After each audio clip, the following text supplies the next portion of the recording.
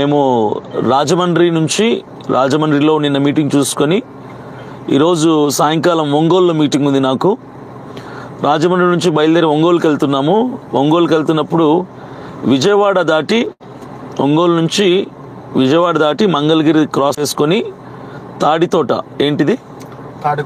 Tadikonda toll plaza దగ్గర ఎక్కువ traffic jam అయిపోయింది. మాకు అప్పటికే ఒంగోలు మీటింగ్కి వెళ్ళడానికి లేట్ అయిపోతుంది. కాజా టోల్ ప్లాజా దగ్గర టూ మచ్ ట్రాఫిక్ ఉండటంతో దాదాపుగా 10 నిమిషాల పైనే వెయిట్ చేశాము.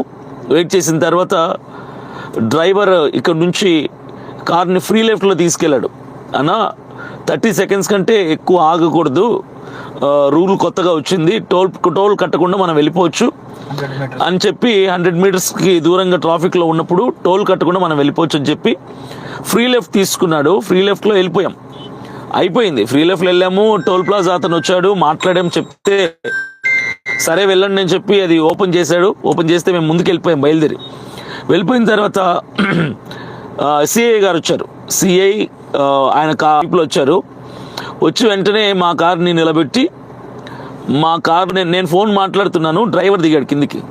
డ్రైవర్ దిగిన తర్వాత సిఐ గారి దగ్గరికి వెళ్ళి ఎందుకు సార్ ఆపారని మాట్లాడితే, ఎందుకు అక్కడ ట్రాఫిక్ జామ్ చేశారని సిఐ గారే, ఎక్కడ సిఐ అయినా తాటికొండ సిఐ గారు, ఆయన ఏమన్నారంటే ఎందుకు మీరు ట్రాఫిక్ జామ్ చేశారు, ఎందుకు మీరు ట్రాఫిక్ నిలబెట్టారు అని చెప్పి ఆయన మమ్మల్ని అడిగితే, లేదండి మేము ట్రాఫిక్ నేమ్ నిలబెట్టలేదు, ట్రాఫిక్ జామ్ చేసింది మేము కాదు, ఆల్రెడీ ట్రాఫిక్ జామ్ ఉందని మేము ఫ్రీ లెఫ్ట్లో వచ్చాము.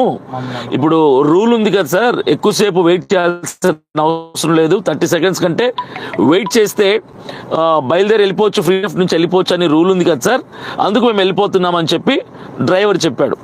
చెప్పంగానే రూల్ మాట్లాడినందుకు ఈ మాట ఒక్కటి గుర్తుపెట్టుకోండి, రూల్ నాతో మాట్లాడతావా, నా కొడకల్లారా వీళ్ళని తీసుకెళ్ళి నా స్టైల్లో వీళ్ళని బుద్ధి చెప్పండి అని చెప్పేసి వెంటనే ఆయన వల్గర్గా అన్పార్లమెంటరీ వర్డ్ వాడి ఆయన కేవలం ఒకటే, రూల్ ఉంది కదా సార్, లేట్ అయితే ట్రాఫిక్ ఉంటే టోల్ ప్లాజా దగ్గర ఫ్రీ లెఫ్ట్లో వెళ్ళొచ్చు అని రూల్ ఉంది కదా సార్ అని అడిగినందుకు సిఐ గారికి కోపం వచ్చింది.